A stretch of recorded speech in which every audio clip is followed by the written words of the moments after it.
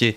Bon, et je réagis aussi à Goasgen, parce que je vais pas le laisser passer comme ça. Peut-être qu'on peut douter du fait que est-ce que Hollande est le mieux placé pour faire la morale, mais est-ce que les responsables de l'UMP que vous êtes est le bien placé? Quand notamment vous avez soutenu Jean-François Copé, l'affaire Takieddine, il ne faut pas oublier quand même. Quelle affaire? Oui, il y a des poursuites. Il y a des poursuites au tribunal sur l'affaire Takieddine? Non, mais effectivement, il y a une proximité avérée avec un homme d'affaires qui est lié à du trafic d'armes.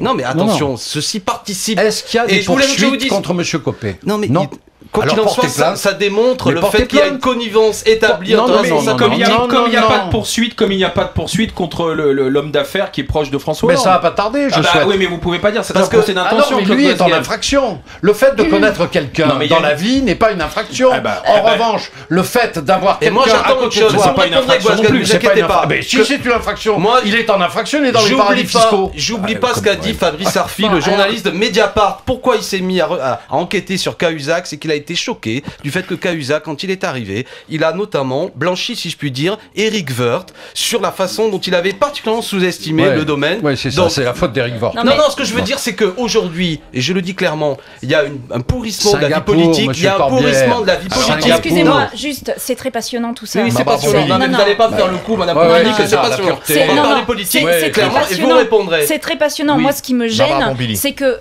on est dans un climat, dans une ambiance de tous pourris, c'est-à-dire que ceux qui ne sont pas...